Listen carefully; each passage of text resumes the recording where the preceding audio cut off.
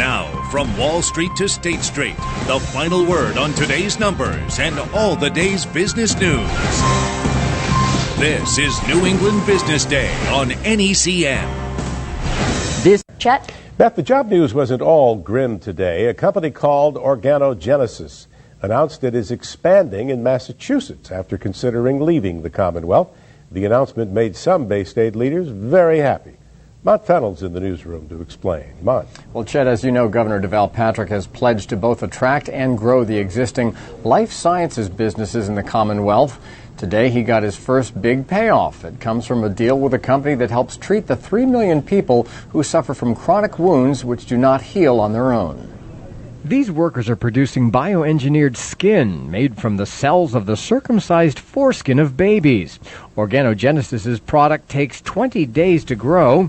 The skin then gets attached to wounds, healing them up to 3 times faster. If it hadn't been for this, I truly think I would have lost my leg. The Canton, Massachusetts company's Apligraph has treated 150,000 patients, 2/3 of all regenerative cell procedures. 20 years ago, this was all science fiction. Organogenesis is the first profitable company of its kind. In the last 3 years, it's tripled revenues. It's a reasonable statement to say that we are undeniably the leaders in the field. But officials say because of the high cost of doing business in Massachusetts, they seriously considered moving out of state. Last winter, it had an option to buy 2 properties in Rhode Island. Then, Governor deVal Patrick's economic development team convinced the biotech firm to stay. Too many other states are trying to steal people like you. We're not going to let that happen. The state's giving the company $13 million in grants and tax credits and has arranged $5 million in low-interest loans.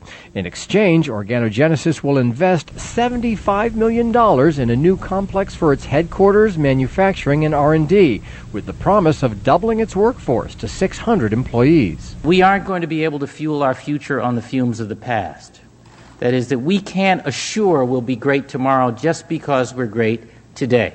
The deal is the governor's first victory since he announced 3 weeks ago he wants to commit $1 billion over 10 years to attract and retain life sciences companies and invest in research and training. Still, just like advances in treating wounds since 1974 were not guaranteed, the $1 billion plan is still a proposal which must be voted on by lawmakers. $25 million per year would come from the state's budget surplus. But if that surplus were less than $50 million, the Senate says the life sciences funding would disappear. Also, the $500 million in funding from state bonds may be constrained by a $1.25 billion annual legal state limit on issuing bonds. That means the life sciences initiative may compete with other needy funding like building schools or housing.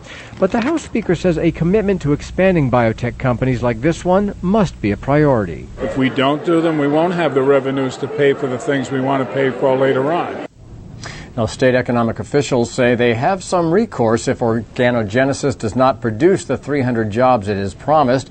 The state could take away tax incentive financing, or TIFs, that will give the company a discounted property tax rate. In essence, that would raise the firm's annual taxes. Grant money, however, would not be able to be reclaimed. In the newsroom, Mont Fennell, NECN.